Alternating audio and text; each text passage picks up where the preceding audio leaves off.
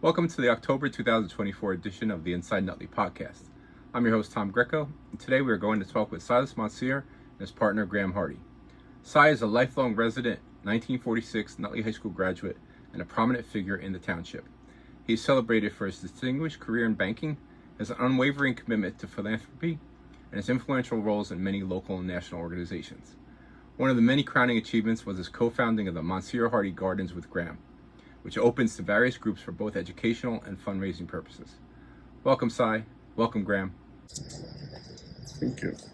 As we record this podcast, you're just a few feet away from the world-famous Mountsier-Hardie Gardens. Please tell us how the idea for the gardens came about. I came here in 92 and he said, it's time to redo the garden. So then we found a man called Richard Hartledge, who's a landscape designer. Well, he's really a horticulturalist. He's not trained as a designer, but he's a designer. But he's a horticulturalist first and foremost. And he then started working on the garden. We started on the old house in 92, the original garden. And then we did this garden in 96. There was a house here. Silas had bought the house in the 70s because the people that lived here were friends and were on hard times, and the bank was putting them out of their house, and he bought the house and let them live here tax-free for 20-some years. His local philanthropy.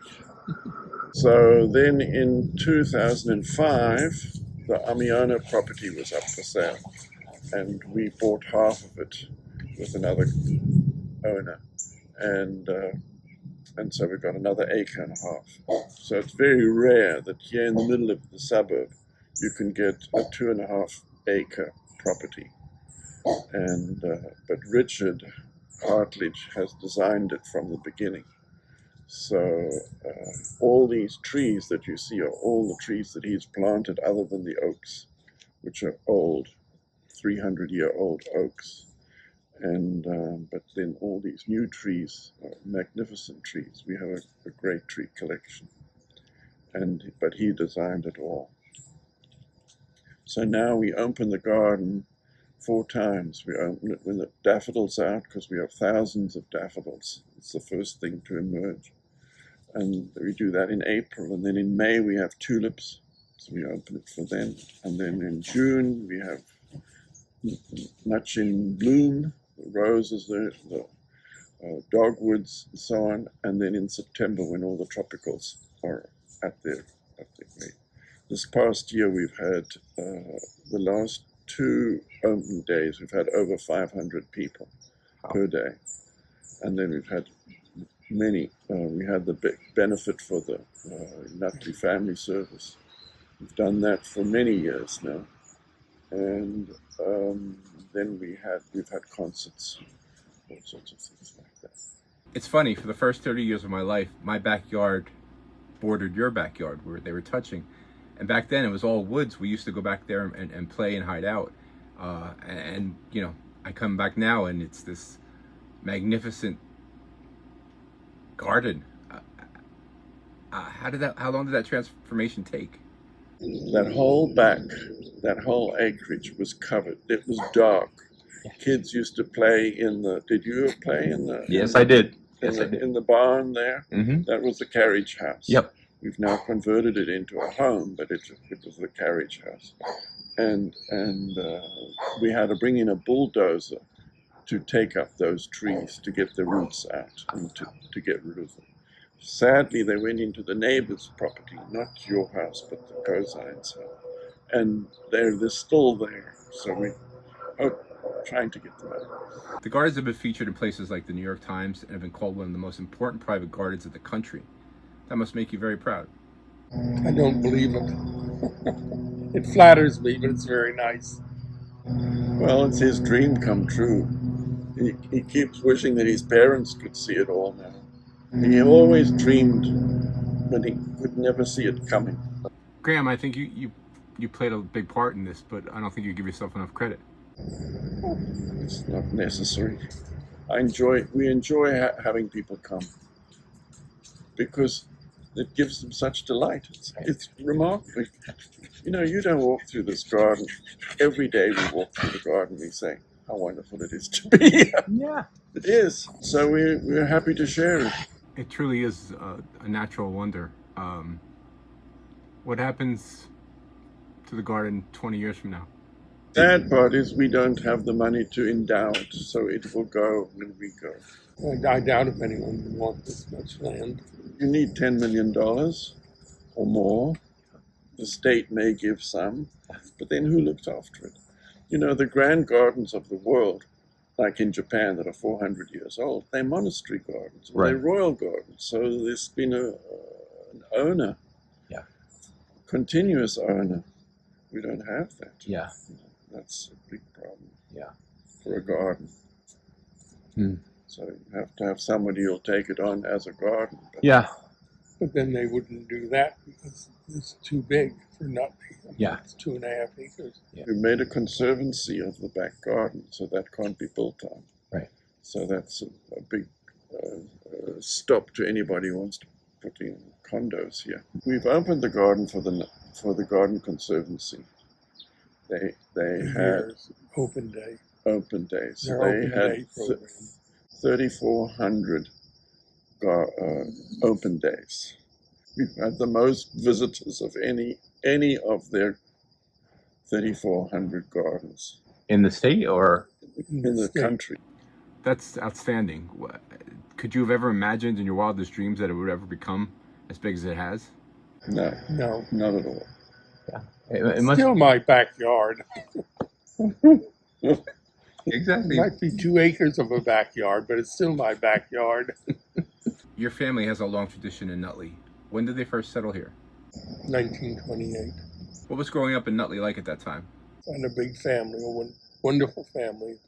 Went through all Nutley High School, junior high school, Yannicott School.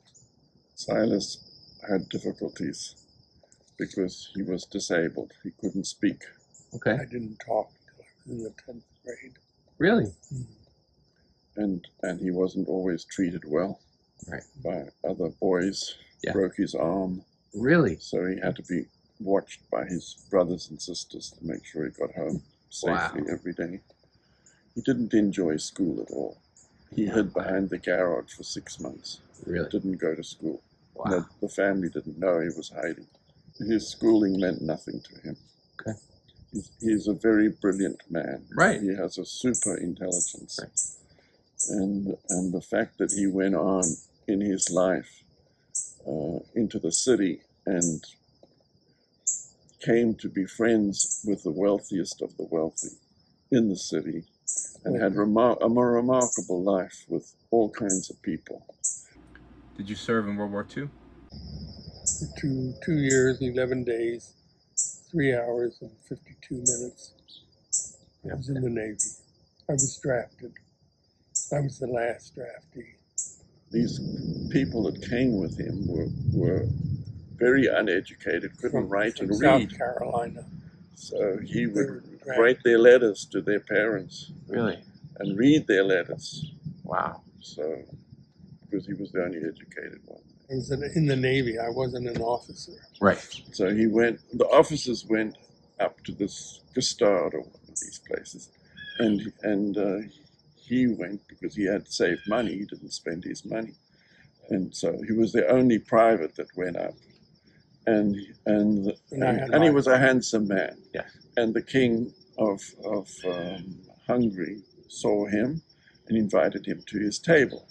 Really? And he wasn't a drinker, but they gave him stuff to drink, and he objected. Oh, come on. He did. I've never had a drink in my life. When he went to Amsterdam, when they went to up here, Provincetown, what was it, Provincetown? Cape Cod, Rhode Island. His aunt had a boat, had a yacht. Had a yacht. And she was there. His aunt was quite an amazing lady. She started a school in the city and was a teacher at that school, but got the school going. It's still there today. She was a wealthy lady. and she had the boat, and she knew the admiral. So she came onto the boat to the ship to see, so that he got called to the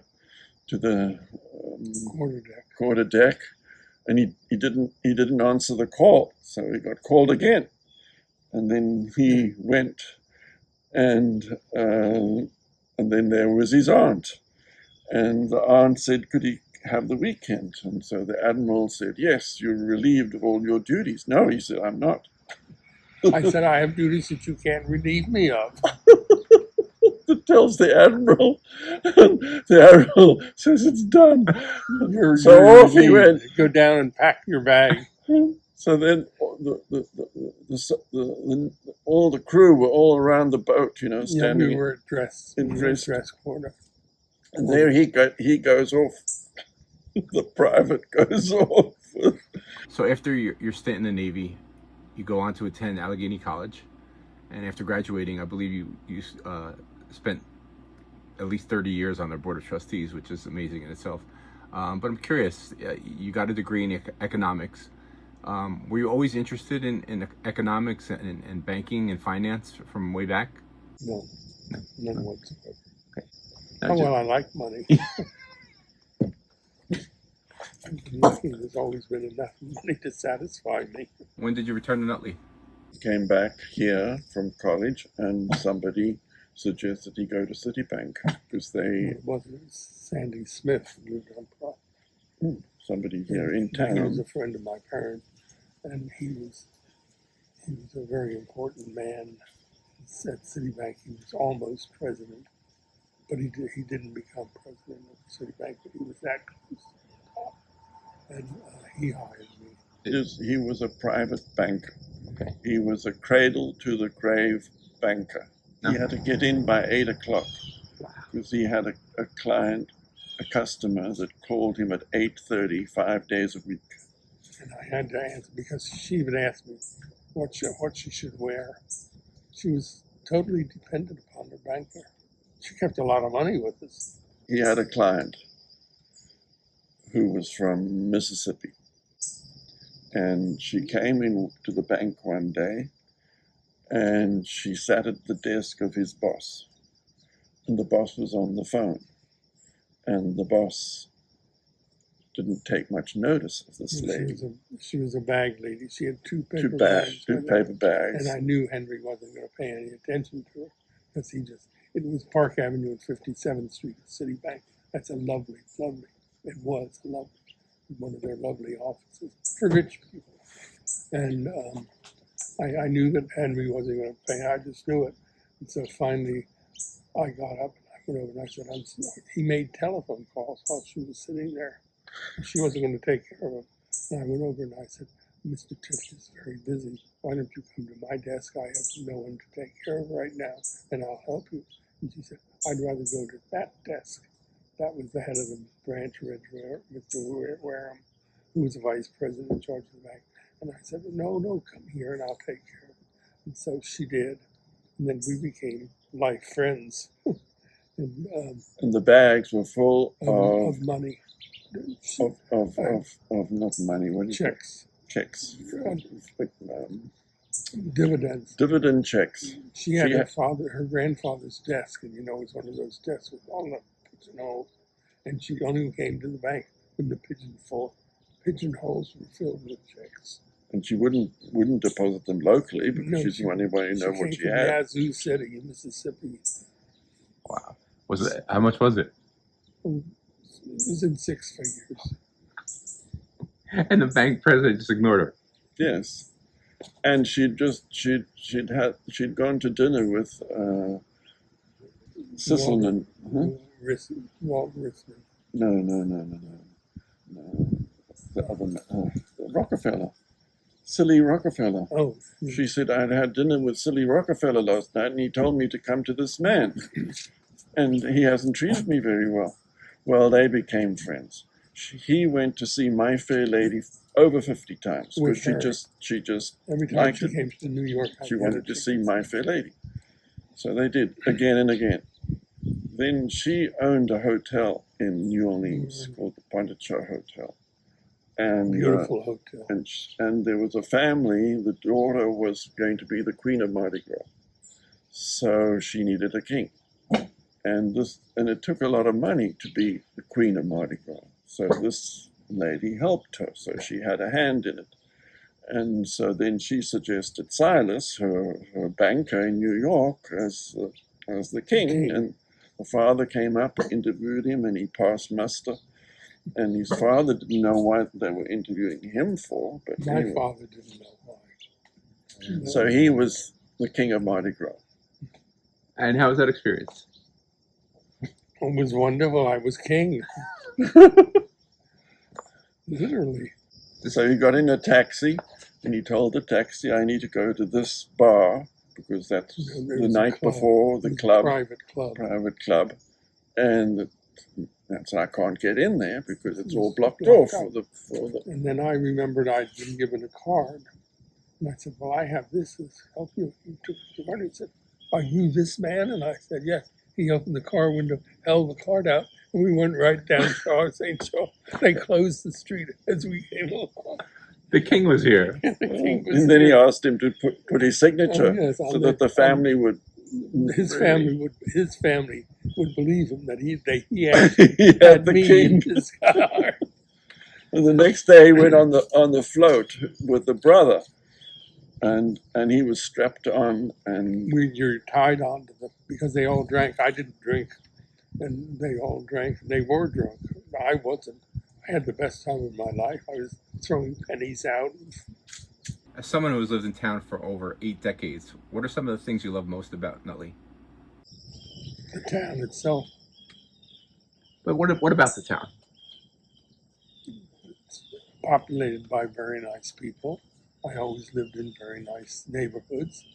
I have friends that go back all my life who were Nutleyites. They're not here now, but we were always friendly with our neighbors, very friendly. Everybody liked the town of Nutley, and I always lived in Yannicott Park area, so it was a nice area of the town to be in. I'm very happy. I'm still in Nutley. Plan to be here. I would say, even today, anywhere in the world, to be this close to one of the biggest metropolitan areas of the world, to have what we have, is phenomenal. Yeah. You can live in Connecticut or anywhere, but look where we live. I know. 10 miles from the city.